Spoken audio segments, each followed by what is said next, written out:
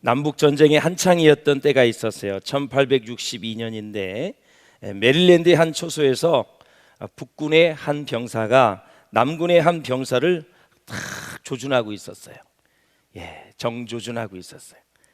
방아쇠를 당기려는 순간 남군 병사의 입에서 노래가 흘러나왔습니다. 선한 목자 대신 우리 주 항상 인도하시고, 그 찬송이 쫙 나오는 거예요. 감미로운 찬송이 달빛을 타고 쫙 울려 퍼졌어요. 총을 겨누었던 북군 병사는 도저히 남군 병사를 쏠 수가 없었습니다. 전쟁이 끝난 이후 나중에 이 두 사람은 델라웨어라는 여객선에서 우연히 다시 만났어요. 그때도 남군 병사였던 사람은 여전히 복음성가를 부르고 있었습니다. 그 목소리를 기억하고 있었던 북군 병사가 물었습니다. 참, 오늘도 같은 노래를 부르고 계시는군요. 도대체 당신은 누구십니까? 그랬어요. 저는 아이라 생키입니다. 그랬어요. 북군 병사가 깜짝 놀랐어요.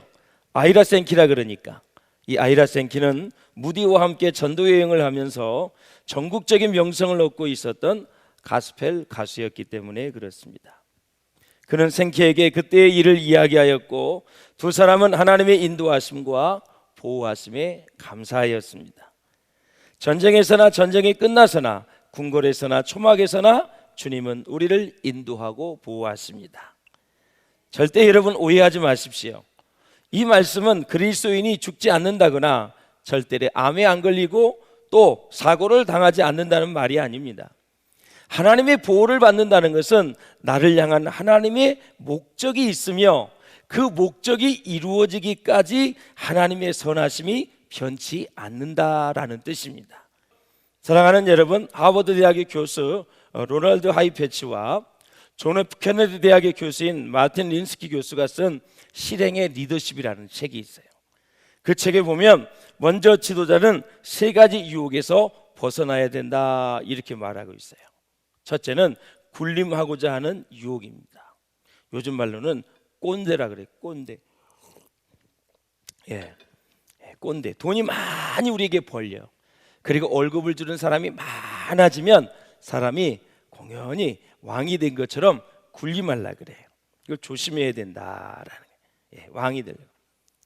여러분 이스라엘 백성이 왕을 달라고 할 때 하나님이 안 된다 그랬어요. 하나님이 다스려야 되지 안 된다. 계속 왕을 달라 그래. 전쟁을 많이 하고 또 외침을 많이 받고 종국을 빼앗기니까 왕을 달라 그래. 근데 결국 그것이 무엇 때문에 일어났냐면 하나님을 섬기지 않고 우상을 섬겼기 때문에 나타나는 현상인데 백성들이 착각을 한 거예요. 영적인 현상에 대해서 자기가 새롭게 들리는 마음은 갖지 않고 그냥 이방 민족이 들어왔을 때 국방력을 튼튼히 해야 된다, 왕을 중심으로 그렇게 해야 된다고 생각한 거예요. 이 사람이 첫 단추가 잘못 끼워지면 이렇게 오판을 하는 거예요. 왕을 계속 달리니까 하나님이 주시죠. 사울 왕을 세웠어요. 성령 충만했어요. 겸손했어요. 드디어 시험대가 왔어요. 사람은 어떤 주기가 세워지고 어떤 자리가 나오면 시험대가 와요. 전쟁이 일어났어요.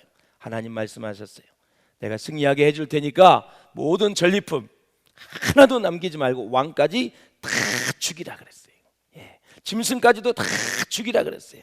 근데 전쟁이 끝나자 사울 왕이 탐심이 생긴 거예요. 저 살찐 양들 다 가져와야지, 먹어야지. 그러면서 제사를 드려야지.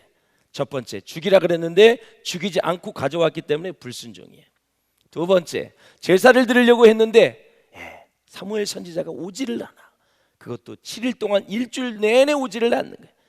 그리고 이제 전쟁이 막 날리고 근처에 지금 이방 군사들이 진을 치고 있어요. 막 소리가 들려. 왕왕 하면서 그냥 전쟁 일촉즉발이야.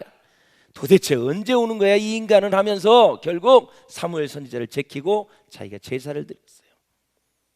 절대 여러분 그 왕이 드리면 안 되는 거예요. 제사는 제사장이 집례를 해야죠. 두 번째, 드려야지 말아야 될 것을 자기가 어겼어요.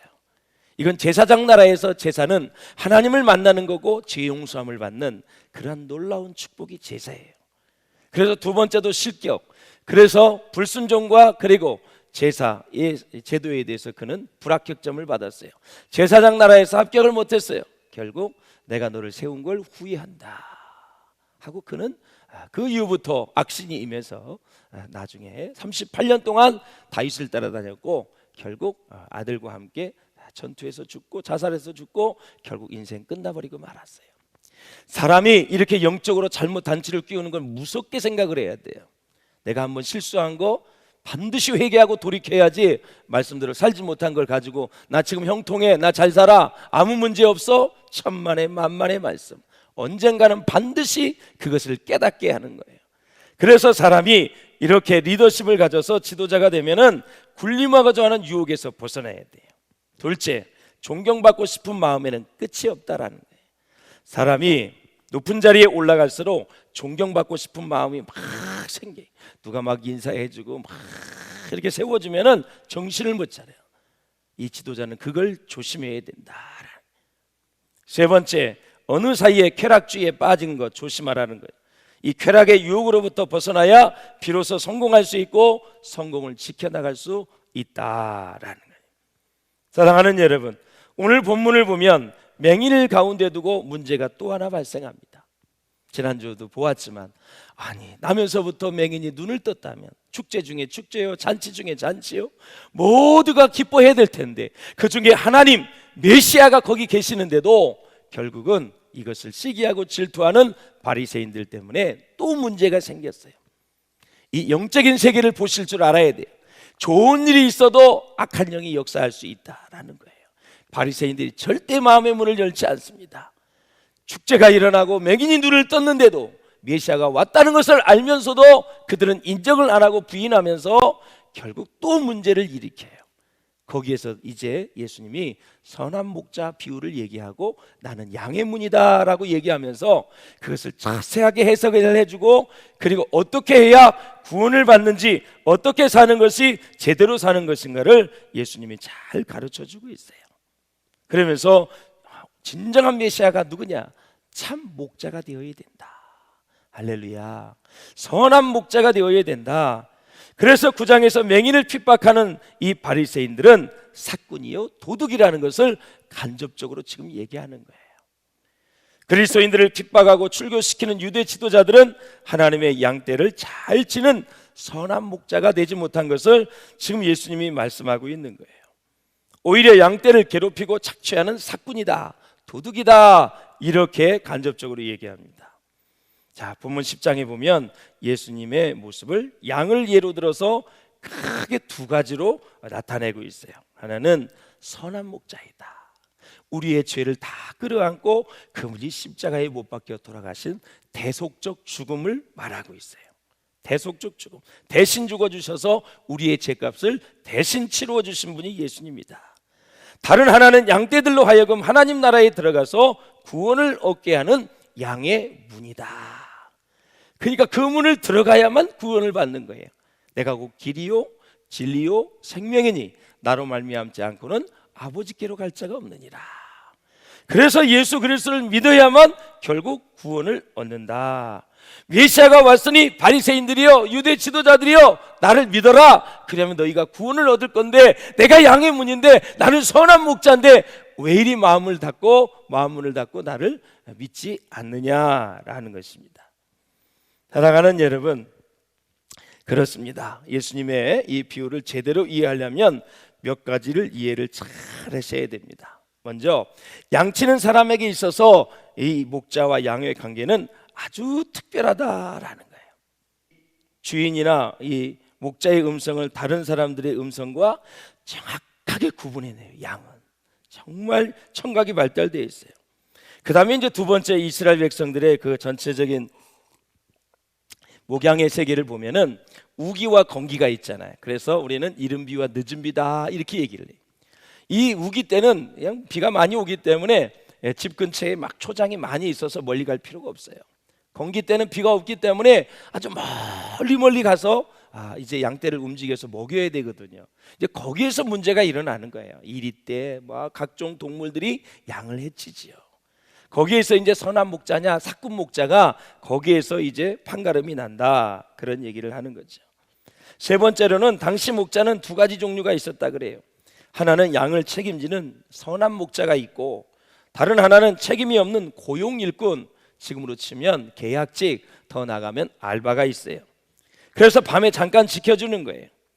그것이 이제 나중에 잘못되면 사꾼 목자가 되는 그런 경우로 발전해 나가지요. 그래서 이 사꾼은 그냥 일만 하고 돈만 받는 자들이기 때문에 양의 생명에 대해서는 전혀 책임이 없어요.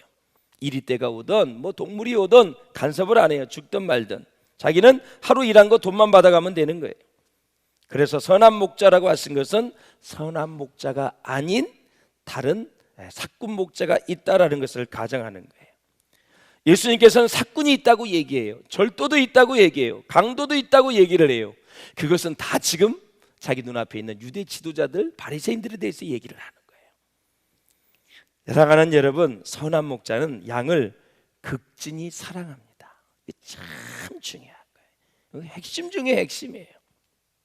사람이 이 사랑이 빠져버린 모든 일과 사역과 인생에는 다 허무하고, 오늘 우리 최혜리 청년이 그 찬양한 것처럼 다 허무한 거예요.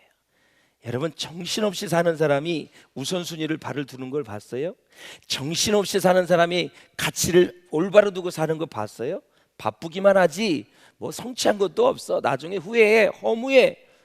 바쁘게 사는 게 좋은 게 아니에요. 중요한 거, 가치를 가지고 사는 사람이, 특히 성경적인 가치를 가지고 사는 사람이 나중에 후회하지 않고 주님 만나뵐 날이 가까워지면 소망이 생기는 거예요. 그렇다면 선한 목자는 도대체 어디에서 나온 말씀일까? 에스겔서에 보면은 34장을 배경으로 하고 있어요. 우리 한번 8절을 한번 읽어볼게요. 시작. 내 목자들이 내 양을 찾지 아니하고 자기만 먹이고 내 양의 무리를 먹이지 아니하였도다 그랬어요.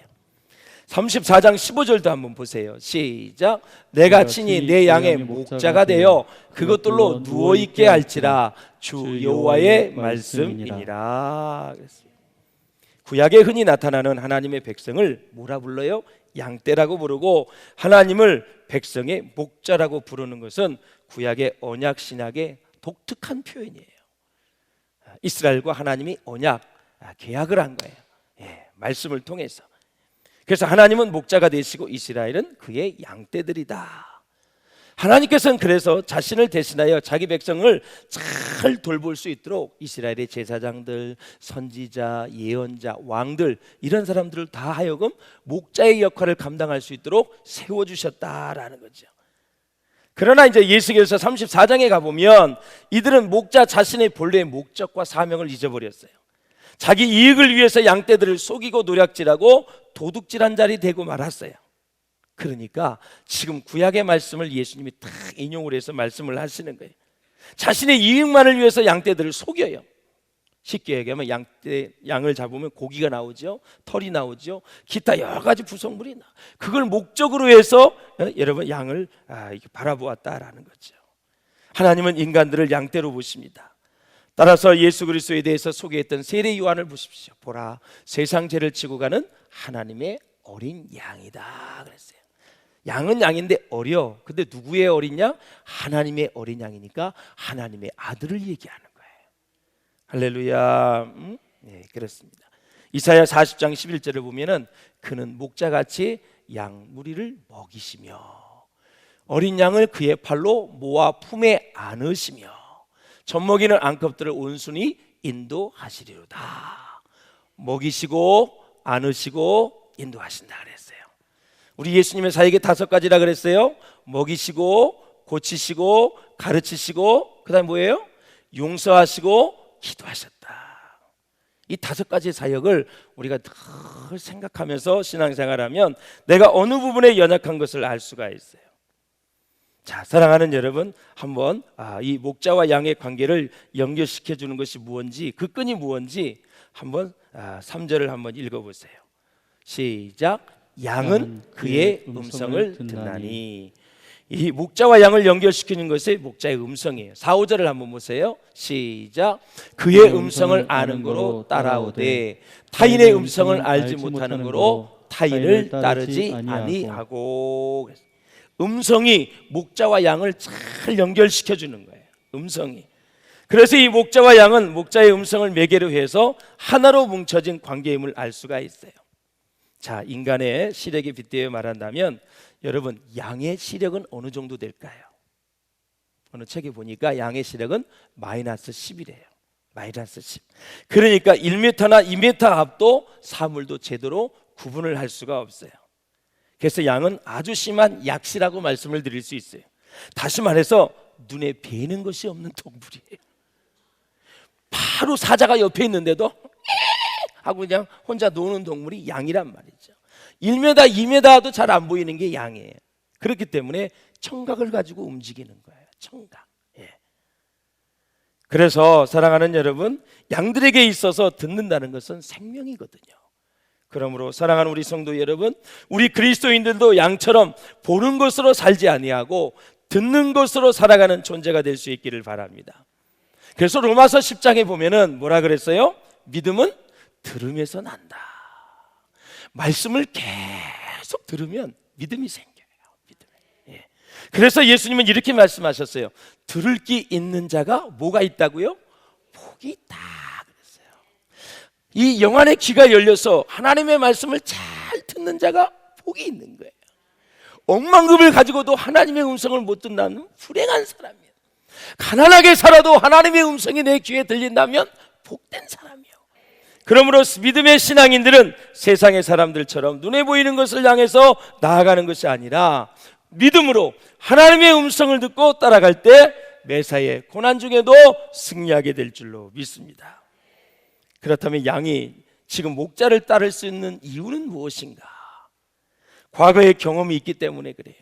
이렇게 갔더니 따라갔더니 푸른 초장도 만나고 다 많은 악한 짐승들에서, 무서운 짐승들에게서 내가 다 보호함을 받았다.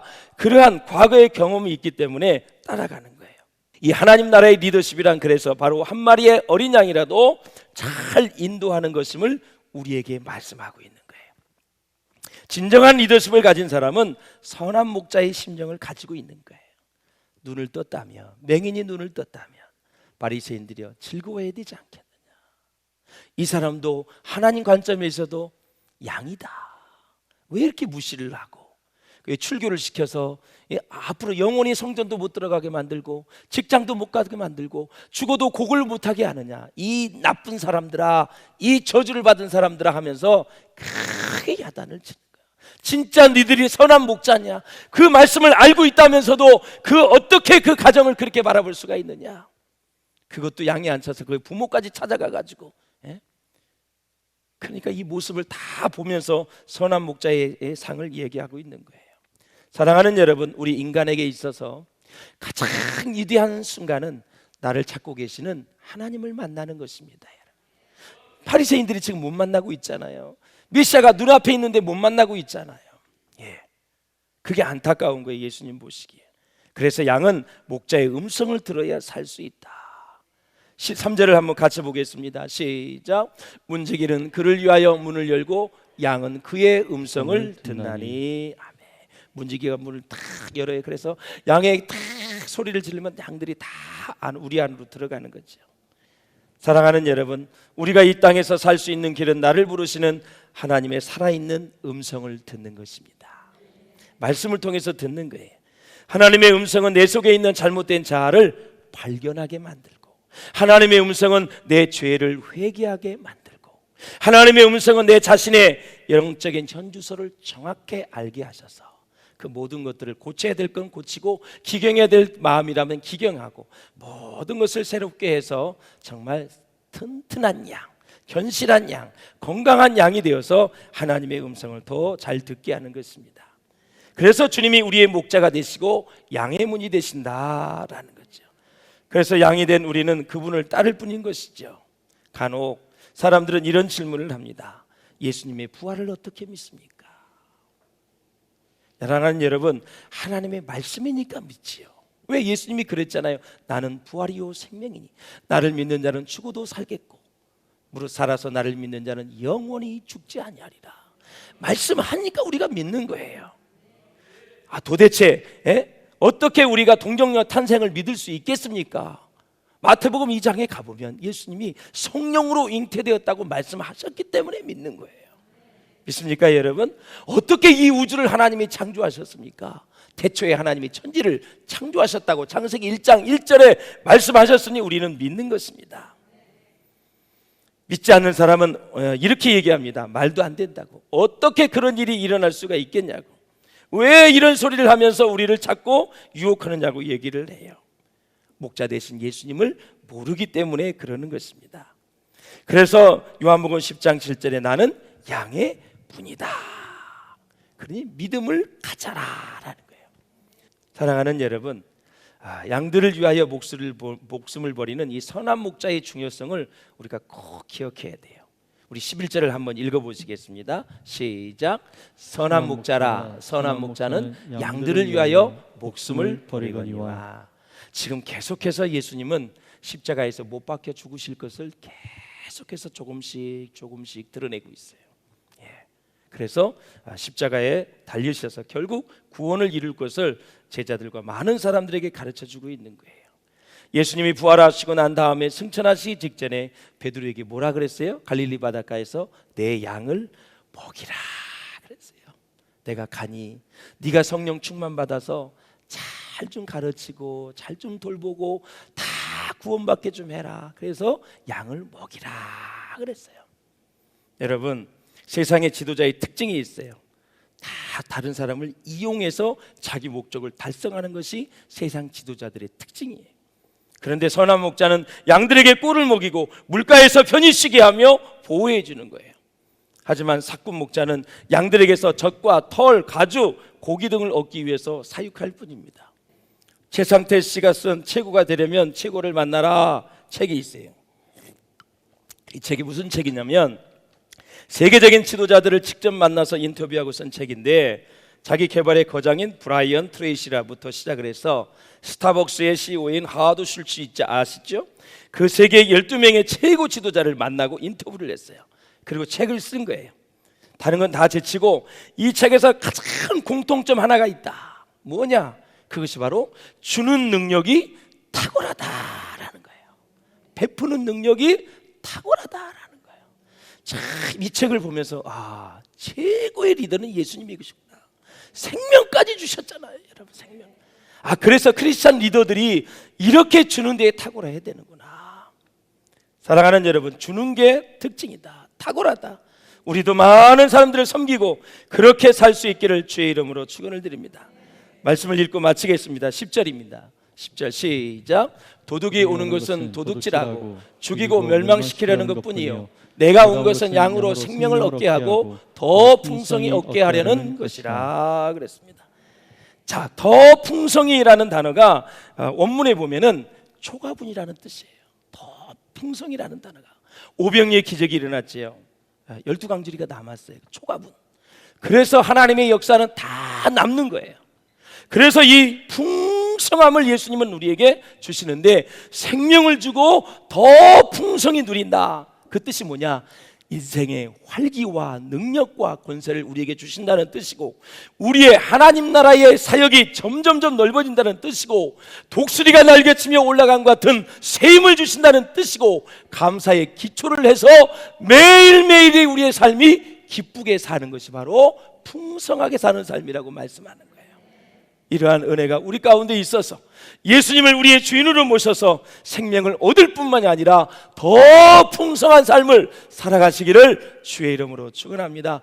제일 억울하고 불쌍한 사람은 예수님이 나의 구주이신데 풍성함을 못 누리는 사람이고 제일 행복한 사람은 가진 것이 없고 여러분 세상에 권력과 부와 명예가 없다 할지라도 예수님으로 인해서 풍성하게 사는 사람이 최고의 행복한 사람이다.